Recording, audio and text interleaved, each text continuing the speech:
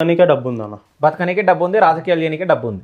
రాజకీయం అంటే ఈరోజు చెప్పినా కదా ఇందాకనే, కాన్వేలు బ్యానర్లు పాటలు రాపించుకునే అంత డబ్బు లేదు మీది. ఎక్కడైనా సెర్చ్ చేసుకోవచ్చు. నా మీద ఏడ పాటలు లేవు, ఏడ బ్యానర్లు కట్టుకోలే, ఏడ కాన్వేలు పెట్టుకోలే.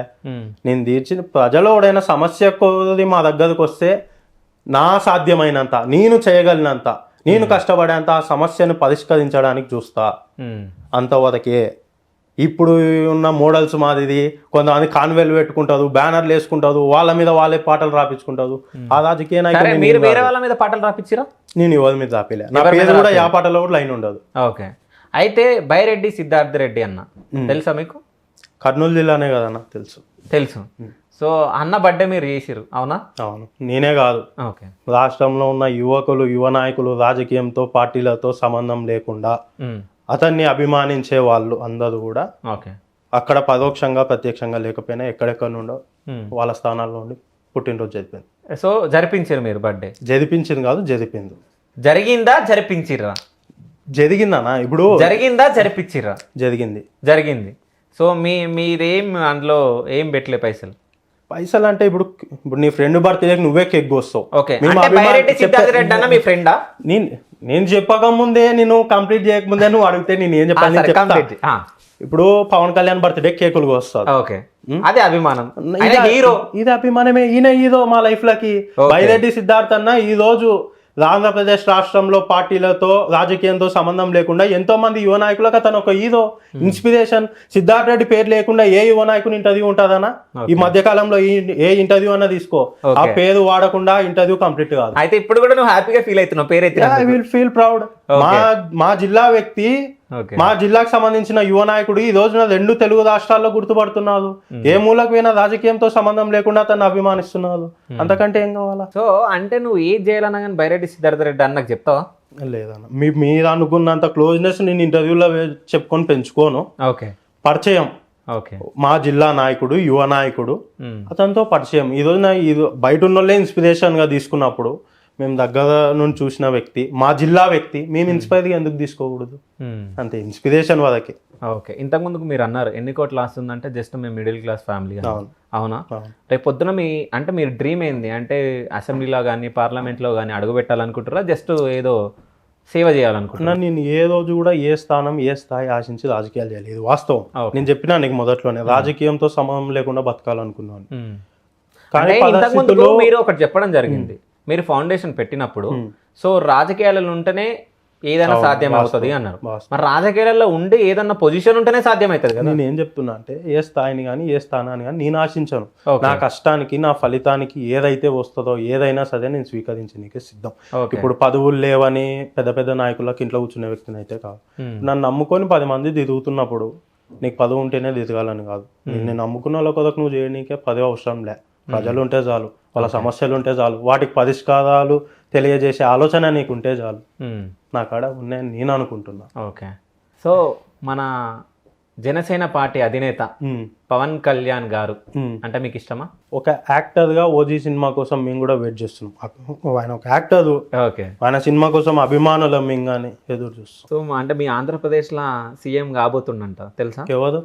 పవన్ కళ్యాణ్ గారు 24 స్థానాలతో సీఎం అవుతారన్న. 24 స్థానాలతో సీఎం అవుతారంట. నేను ఒకటి చెప్తానా, ఈ రోజు జనసేన కార్యకర్తలకు ఉన్నంత ఓపిక ఎవరికి లేదు. జనసేన కార్యకర్తలకు ఉన్నంత ధైర్యం ఎవరికి లేదు. జనసేన కార్యకర్తలకు ఉన్నంత ఓర్పు ఎవరికి లేదు. అవన్నిట్లో 1% పవన్ కళ్యాణ్ ఉంటే ఆయన సీఎం క్యాండిడేట్ లేదు. ఆయన కోసం ఆయన పని చేసుకోవడం లేనా? అంటే కార్యకర్తలకు ఉంది కానీ పవన్ కళ్యాణ్ లేదు. ఎంతసేపు ఉన్నా ఒకని ఓటమి కోసం పనిచేస్తున్నారు తప్ప వాళ్ళ గెలుపు కోసం ఎవడైనా పనిచేస్తున్నాడా? ఎప్పుడైతే ఒక వ్యక్తి అవతలోని ఓటమి కోసం పనిచేస్తాడో వాడు ఎప్పుడు గెలిచాడు. నీ గెలుపు కోసం నువ్వు పని చేయి. చంద్రబాబుని గెలిపియనికేనా నువ్వు పార్టీ పెట్టినది? నిన్ను నమ్ముకొని అన్ని లక్షల మంది కార్యకర్తలు తిరుగుతున్నారు కదా. ఎంతమంది అవమానించినా ఈ సోషల్ మీడియాని ఎన్ని ట్రోళ్ళు అయినా తిరుగుతున్నారు కదా. వాళ్ళ ఆత్మగౌరవాన్ని పోయి నువ్వు చంద్రబాబు కాలకాడు తాకట్టు పెడతావా? అదా నువ్వు చేసే రాజకీయం? పవన్ కళ్యాణ్ కాదు, పొలిటికల్ యాక్టర్, రాజకీయంగా కూడా నటిస్తున్నాడు మర్చిపోయి. నేను ఒకటే చెప్తాను, నేను ఆయన నాయకత్వాన్ని ఎక్కడ కూడా తప్పు పట్టా. కానీ ఒక విషయం ఆలోచించుకోవాలి, ఆయన కూడా 15 ఏళ్ళగా పార్టీ పెట్టినప్పటి నుండి అంతమంది కార్యకర్తలు కష్టపడుతున్నారు కదా. నేను మరొకసారి చంద్రబాబుకి సపోర్ట్ చేస్తే ఇంకా 5 ఏళ్ళు వాళ్ళు కష్టపడాలన్నా? చంద్రబాబు ముఖ్యమంత్రి అయితే ఈయనకేమొస్తుందన్నా? ఎంతసేపు ఉన్నా జగన్మోహన్ రెడ్డిని ఓడగొట్టాలా మేము అందరం కూటమిగా కలిసి అనే ఆలోచన తప్ప వాళ్ళకి ఏముంది. కాదు ఇప్పుడు జగన్మోహన్ రెడ్డిని ఓడగొట్టాలని చెప్పేసి వాళ్ళందరూ కలిసిరు కదా ఒక టీమ్ గా, ఎందుకు కలిసిరంట? జగన్మోహన్ రెడ్డి భయపడతాడంట. నేను మొన్ననే యోధ నాయకులు చెప్తుంటే విన్నా. ఒక్క మాట చెప్తా, 28 రాష్ట్రాలను శాసించే సోనియా గాంధీకే భయపడలే. ఒక రాష్ట్రంలో ఒక సీటు గెలవాలని చూసి భయపడతాడా? రాష్ట్రంలో పొత్తులు లేకుండా పోటీ చేసే ధైర్యం లేని చూసి భయపడతాడా? ఎవరిని చూసి భయపడతాడు? జగనన్న గుండె ధైర్యం మాకంటే చంద్రబాబు నాయుడుకి బాగా తెలుసు. చంద్రబాబు నాయుడు బాగా తెలుసు. అందుకే ఈ రోజున ఒంటరిగా ధైర్యం చేసే పోటీ లేక ఆ వాళ్ళ కాళ్ళు వీళ్ళ కాళ్ళు పట్టుకొని అన్ని పార్టీలను పొత్తులు కలుపుకుంటుండు. జగన్ని ఒంటరిగా ఎదుర్కొనే ధైర్యం లేదు. ఎందుకంటే జగనన్న ప్రజలకు చేసినారు, ప్రజలు జగనన్న వైపు ఉన్నదని తెలుసు. సరే, పవన్ కళ్యాణ్ గారి గురించి మనం మాట్లాడినాం కాబట్టి ఒకటి మనం మాట్లాడాలి. రీసెంట్గా అయిన ట్రోలింగ్ గురించి మాట్లాడదాం. సో అంటే నాకు 3 పిల్లలు 4 పిల్లలు అది ఇది అని మాట్లాడుతుండు. సో ఇంకో పిల్లము జగన్మోహన్ రెడ్డి అయ్యి ఉంటాడు అని చెప్పేసి మాట్లాడడం జరిగింది. దాని తర్వాత చాలా ట్రోల్స్ రావడం జరిగింది. అంటే జగన్మోహన్ రెడ్డికి లేడీ గెటప్ వేసేసి అంటే పిల్లంగా ఇట్లా ట్రోల్స్. సో వాటన్నిటిని ఎట్లా చూస్తారు మీరు వైసీపీ యంగ్ లీడర్గా? ఇప్పుడు నేను ఓ విషయం చెప్తా. నువ్వు మాట్లాడినంతసేపు ఏం మాట్లాడినా not about only Pavan Kalyan. రాజకీయంగా ఏం చేయబోతున్నావు నువ్వు గెలుస్తాయని చెప్పాలా తప్ప అవసరం లేని టాపిక్లు వేస్ట్. నేను మా పార్టీలో వెనకేసుకొస్తున్నాను కాదు, మా పార్టీలో కూడా కొంతమంది ఆడిడు ఉంది అనుకోండి. రాజకీయంగా ఏం అవసరం అనేది మాట్లాడాలని ఎంతసేపు ఉన్నా. సో రాజకీయంగా ఏం అవసరం ఉన్నప్పుడు మాట్లాడాలి అని అన్నారు కదా, రాజకీయాలలో ఉన్నప్పుడు పర్సనల్ ఫ్యామిలీలు ఎందుకు తెస్తారు మరి? నేను ఇప్పుడు అదే చెప్తున్నా కదా, నా పార్టీని నేనేమే ఇక్కడ మళ్ళీ డప్ప కొడుతున్నాను నువ్వు అనకు. నా పార్టీని కూడా ఇందాక మెన్షన్ చేసిన కొంతమంది నాయకులు అంటే పర్సనల్స్ అవసరంలే. ఎంతసేపు ఉన్నా ఒక వ్యక్తిని ప్రత్యర్థి ఉన్నప్పుడు రాజకీయంగా మాట్లాడు. వాళ్ళు ఏం చేసినాదో నువ్వేం చేస్తున్నావు, వాళ్ళు ఏం చేయలేకపోతున్నాదో నువ్వు ఏం చేయగలుగుతున్నావు అవి చూపి చాలు. అంతకు మించి పర్సనల్ ఇప్పుడు కుటుంబాలకు రాజకీయంతో ఏం సంబంధం అన్న? కామెంట్లలో కూడా జగనన్న కుటుంబాన్ని కానీ వేరే వాళ్ళ కుటుంబాలను కానీ తిట్టుకుంటుంటావు. దాన్ని నేను ఏదో కూడా ప్రోత్సహించా, నేను ఓకే అని నేను అనుకోను. ఏ పార్టీ అయినా సరే నాకు వాళ్ళకి వేరే పార్టీ అన్నా కానీ ఒప్పుకోవద్దు మనం. ఎందుకంటే కుటుంబాలకు ఏం సంబంధం రాజకీయంతో? వాళ్ళకి ఏం సంబంధమే లేదు, వాళ్ళకి తెలియదు, ఐడియా లేదు, వాళ్ళని ఎందుకు లాగాల? అయితే ఇప్పుడు రాజకీయాల్లోకి మీరు రావడం జరిగింది. మీ ఇంట్లో మొత్తం ఎంతమంది ఉంటారు? నేను, మా అమ్మ, మా నాయన, మా తమ్ముడు, మా ఫ్యామిలీ వరకు మొత్తం 4 ఉంటారు. మీరు జాయింట్ ఫ్యామిలీ, పెద్దలే. అందరు పెళ్లి చెప్పాలంటే 15-20 మంది చెప్పాలా మళ్ళీ. పెద్ద జాయింట్ ఫ్యామిలీయా? సో ఇప్పటికి కూడా ఉమ్మడి కుటుంబాలు ఉన్నాయంటే చాలా గ్రేట్.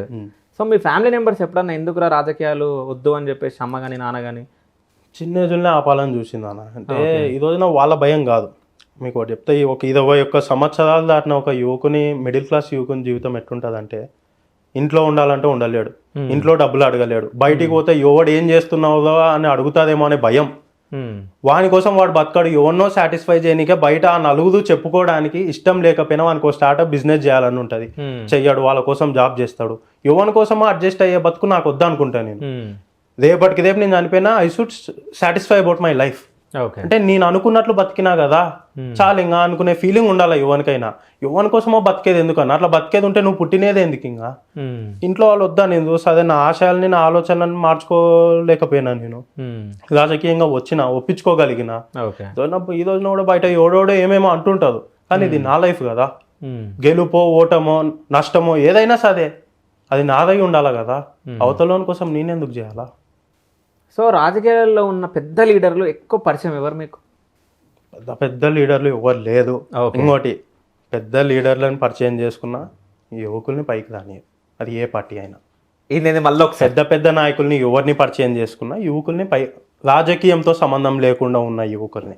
ఇప్పుడు నీ కొడుకుంటాడానా, నువ్వు పొలిటీషియన్, నేను వస్తా, నేను కలుస్తా, నీ కొడుకుని కాదన్నా నేను పొలిటీషియన్ చేస్తావా? నువ్వు ఎందుకు చేస్తాం? మళ్ళా ఏదైనా అంతే, నువ్వు కష్టపడు, నీ కష్టాన్ని నువ్వు నమ్ముకో, అంతేగాని ఎవరు తెలిసిన ఏమవుతుంది అన్న. అయితే మణిరెడ్డిలో ఇవన్నీ బాగానే ఉన్నాయి క్యాలిక్యులేషన్స్. ఆ మాత్రం క్యాలిక్యులేషన్స్ లేకుండా రాజకీయం చేయలేం కదా ఇప్పుడున్న పరిస్థితుల్లో, ఇప్పుడున్న ఈ కాలంలో, సోషల్ మీడియా కాలంలో.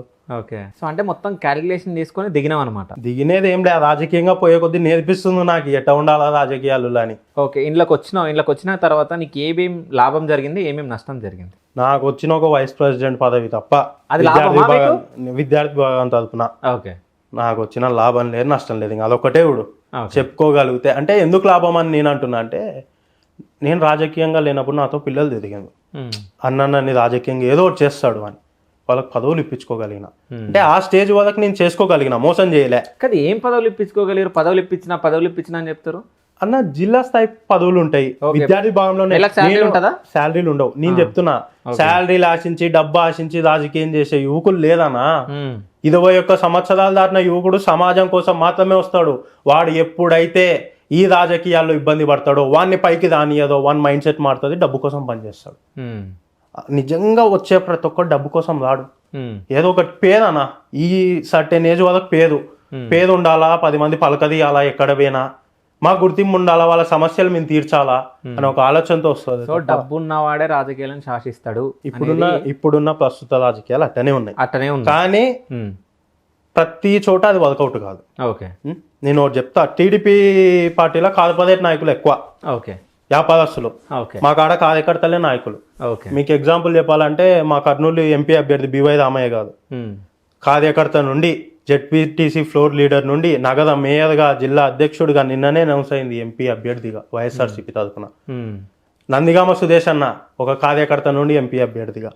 మొన్న మత్కసీద్ ఎమ్మెల్యే, అనంతపురం జిల్లాలో మత్కసీద్ ఎమ్మెల్యే కూడా ఒక సాధారణ కార్యకర్త. ఇంతే ఉంది వాళ్ళు ఇల్లు మంతనే. ఎంతో మంది కార్యకర్తలకు అవకాశం ఇస్తుండు. మా పార్టీలో ఒక స్థాయిలో జెడ్పీటీసీలు కానీ, ఎంపీటీసీలు కానీ, ఎంపీపీలు కానీ, సర్పంచులుగా కానీ, కౌన్సిలర్గా కానీ, మున్సిపల్ చైర్మన్లుగా కానీ, కార్పొరేటర్లుగా కానీ, మేయర్లుగా కానీ సామాన్య కార్యకర్తలకు ఎంతో మందికి అవకాశం ఇస్తుంది మా పార్టీ. ఎందుకంటే ఇది ప్రజల నుండి వచ్చిన పార్టీ అన్న. దీనికి మొదటి నుండి ఎవరు నాయకులు లేదు, 100 ఏళ్ల చరిత్ర లేదు మా పార్టీకి. ప్రజలనే నాయకులుగా తయారు చేస్తుండు జగన్ అన్న. మా పార్టీలో డబ్బు